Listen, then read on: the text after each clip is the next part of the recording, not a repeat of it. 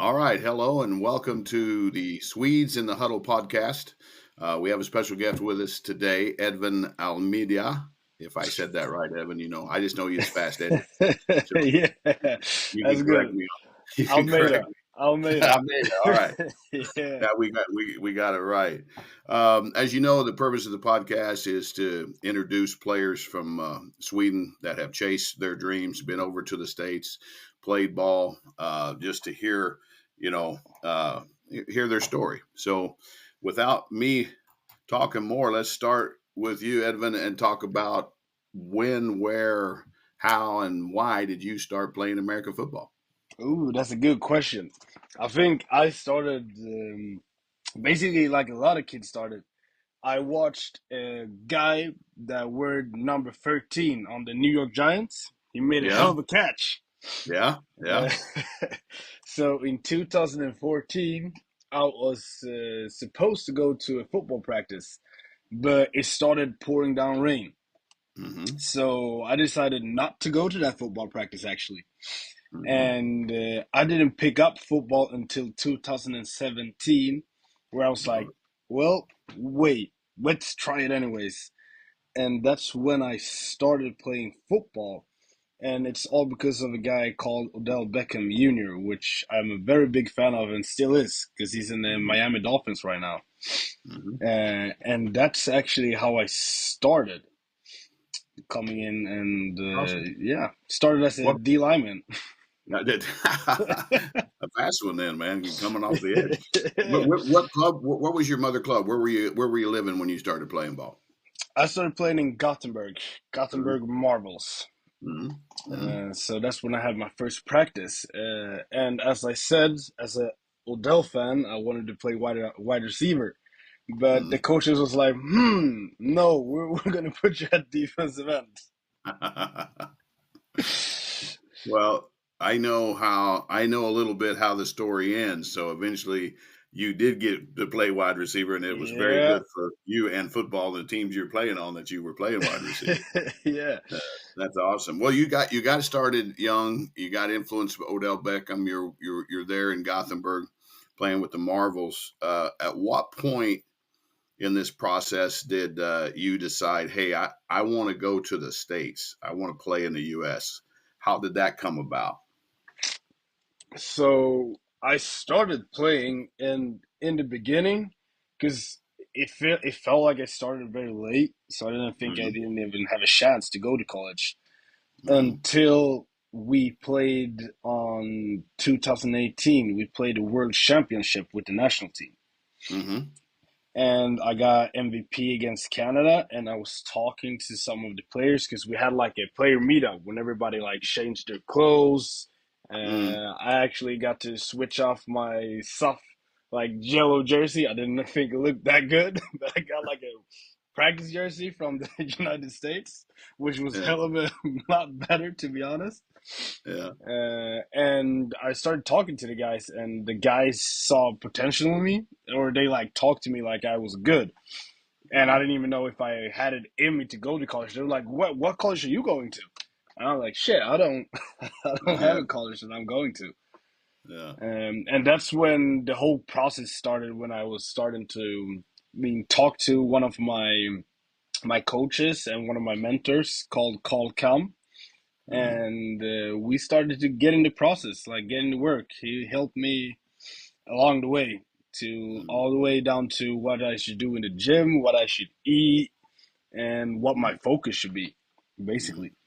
How were you getting, you had the exposure at the world championships and you start to make these contacts with guys on other teams and things, but how did you sell yourself out there to American coaches or the college coaches? Yeah, so first it was Brandon Collieri. I mean, it was like I went to camps Mm-hmm. and I was like putting out videos like when I was working out a lot, trying to show that I was athletic.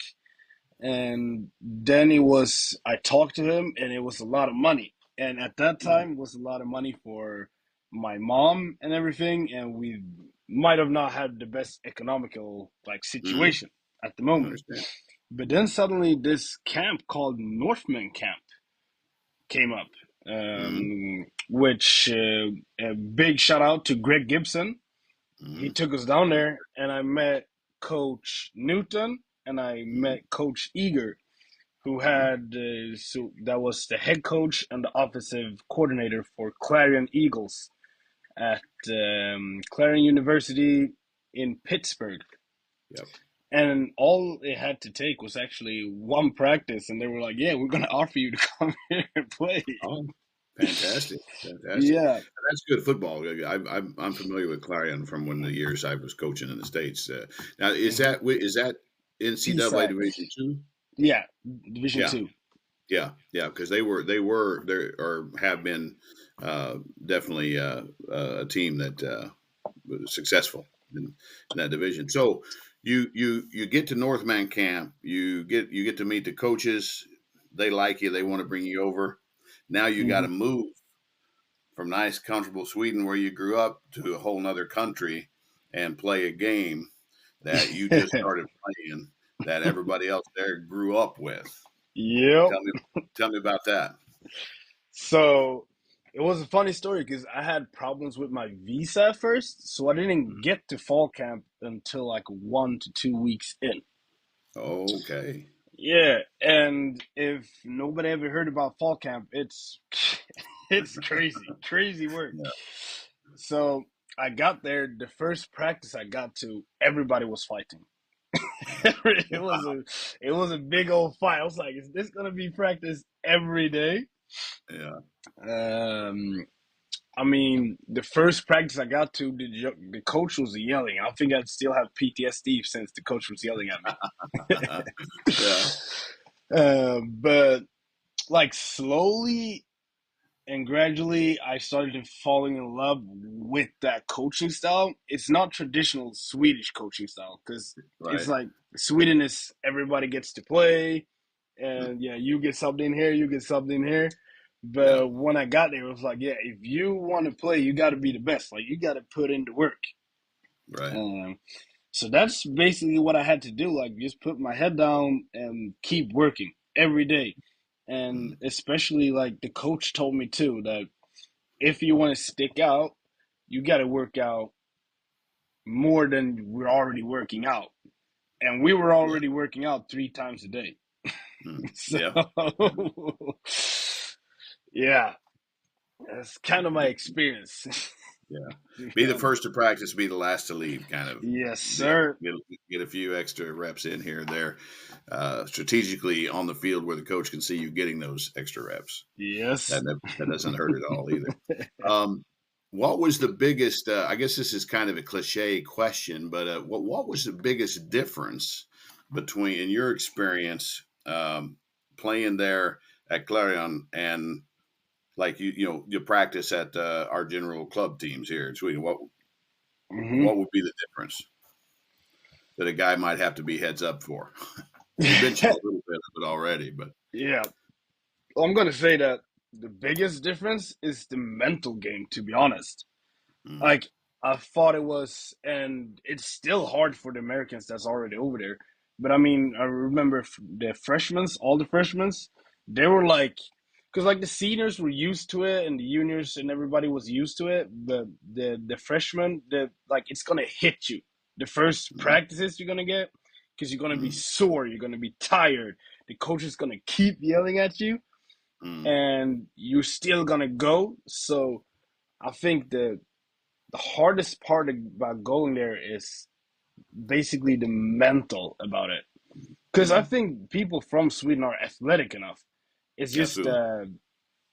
that it's going to be harder, or I might add an extra bonus to the playbook.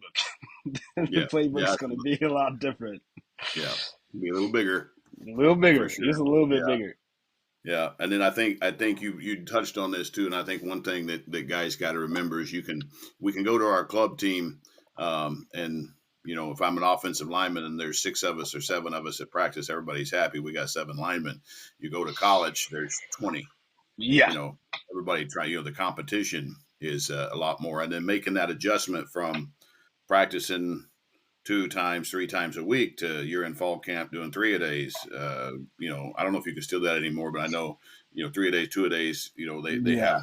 they've changed the rules a little bit, but still you go from that tempo to all of a sudden, you know, you're full Yeah. go. All the So, time. so you're there playing. What was it like? I mean, how was your, did you get playing time? Was it practicing? How'd it go for you? And how long were you there? So I was only there for a year. Then Mhm. COVID came. So the thing is, or the worst part about it was, so I got there and I got there to fall camp, and I did a year, and I was supposed to start the summer after. Right. But then COVID came, a lot of messy stuff happened, and we were actually three Swedish people at the Mm-hmm. program. So it was Mm-hmm. me, Theodor Landström, and Emil Hovde. Mm-hmm. And our coaches went away. I know Igor went to play at a CFL team, and then Coach Newton went to another school. So we basically never got back to Clarion. Okay. All right. Yeah, Yeah, that's something. Yeah, I mean COVID doesn't help, but then that's something that people don't think about sometimes. Is your coaching staff has a tendency that they may be there one year and not the next. And they may be yep, taking advancement, or they may be getting told they got to go. yeah. Little bit more of a business there. Oh, awesome. Well, let me ask you this. So you've had this is a really unique and interesting experience that you've had here. hmm Um, what would you tell a young person who has this same vision or dream? I want to go play in the U.S. What kind of advice would you give them? Tell them to do? Well, I would say, and it sounds cliche, but I'd say consistency is key. Mm, If you keep on like actually devoting yourself, it could be all small things like just writing in a notebook every morning what your goals are. Because the thing is, if you set a goal and you keep on working on that goal, but you don't have a reminder of it, then suddenly life's gonna appear. You got family over here, you got friends. You're gonna gradually start off like not continuing on that journey. So I mean, trust the process, have the consistency to do the things every day, and to let a lot of kids know that you don't. I mean, Brandon Collier is like a perfect pathway to college, but there's mm, so many other ways to go to mm, college. Like I've mm, heard so many stories, especially when I got over the States. There was a lot of other Swedish people that got over there without help, or like if you don't have the money, you can always say, I mean, I don't know back in your time, Kennedy, but I know a lot of people before like sent videotapes to coaches. They sent mails to over 1,000 coaches. mm. There's so many ways to get over there except for like paying a bunch of money, especially if you don't have it or not in like economically situation. Yeah, yeah. No, I think social media has made things like you were talking earlier about, posting your workouts on, Facebook, Instagram, Twitter, whatever. You guys, there's so many platforms now, and coaches nowadays, college coaches, are all All over it. very versed in social media, and so I think there's a lot of ways to get yourself out there. Another thing is what I find interesting too is like when people talk about go to the states to play ball, they think Alabama, LSU, they think Power Five, but hmm there is actually so much more college football over there than just what we see on TV, so to speak, the Power Five type deal. And you experienced, and Yep. competition was still good. Well, still, yeah. I mean, you can't tell people to watch the Netflix series Last Chance You. Like wherever you go, you're gonna get competition, and you're probably gonna get better, especially in the states. Because it's like if you see people in the states play with a soccer ball, it looks pretty horrible, and it's the same thing with if you go there to the states. They've been throwing footballs, catching footballs every day since they were little. They know the fundamentals, like the little coaching tips that we might not have in Sweden everywhere. Hmm. Hmm. Yeah. Let's talk about this. Let's finish up with this because you've done something that I think is really special, and I think it should be noted is you've had that experience over in the States, cut short with COVID and coach change and those sort of things, but then you've come back and obviously been a impact player in the Super Series on the national team, and then you're playing at Vasa right now. Vasa Actually, Royals. yeah, with Vasa Royals with couple other Swedes and a Canadian and a pretty cool American. Yeah. But no, so talk about that. Is it just a love for football that you just trying to be the best player that you can be that keeps you playing? Yep. I mean, it's exactly that. I'm trying to be the best player I can be, and football's probably going to give you a bunch of opportunities too. So when I got back to Sweden, I played for the Super Series with the Stockholm Mean Machines, Yep. and after that year, I won Wide Receiver of the Year, which made me a little deal. So I got to know Norgard a little better, which Yep. played for the TSA, and Mhm. they hooked me up. So I got an apartment. I got a förstahandskontrakt, that's what we call it in Sweden. So I got an Yep. apartment on my name over in. They got me pretty much set up so I could move to Stockholm. I'm right now like living my life out of there. Mhm. Um, and for my goal further is to play in the ELF Yep. because I've been pretty much set up. Because the thing you got to think about, like football's not always going to be forever, so you got to handle like your business outside of it. And right Right. now, I feel like I'm set up right now with the apartment and pretty good job at the moment. Yeah. And my future looking forward is probably going to be win a championship here in Vasa. Hopefully, we'll see how it Mhm. goes, and then play for the ELF next year. Yeah. Yeah. Awesome. I think the ELF is something that it's easy to pick and point at the difficulties they have, but Patrick Asumi and company have really put together a pretty interesting product Mm-hmm. Mm-hmm. and a good league and an opportunity for European players to have our highest level in Europe, Yep. as opposed to now America is the only other option, and Mm-hmm. then also like what you're doing and some other guys have done is to go not only play in Sweden. If we can keep the Swedish, this is another podcast probably, but if we can keep the if we can keep the Swedish Super Series playing like we are, that Yep. allows our athletes opportunities to play season in Sweden and then go out and play another, someplace else where they play a little longer or a different season and get more exposure and more film. So And that would be actually perfect because right now, I love how the Swedish Super Series is like put up.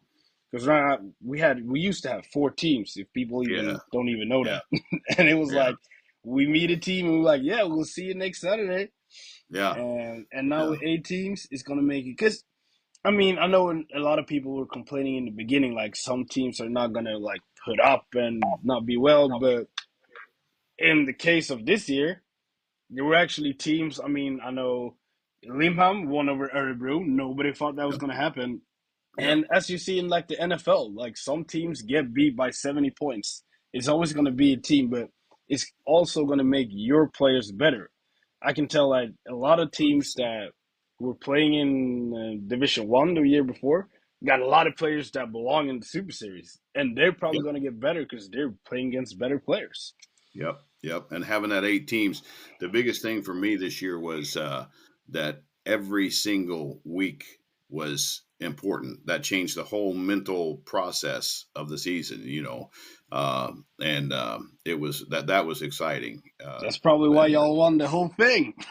it was, that's another podcast too. It was a Cinderella story. It was an awesome time. But Yeah. Eddie, I appreciate you very much being on the Mhm. show, and then we'll uh, get this out so people can hear your story. It's a great story, and Mhm. follow you along there at Vasa, and tell those guys, tell Alpha I said good luck, and Roy and Sebastian and yourself, and Yeah, I'll and tell everybody. And I all right. appreciate you, BD. I'm gonna try to get a petition out to get you back on the national team, man. All We'll right. see. Awesome. I appreciate it. They let me go in January, so now Yeah. I'm going to become a podcast guy. Yeah. Hey, we'll see, man. All right, hey, good talking to you, Yeah, good and talking to you. have a great day, man. Have a great day.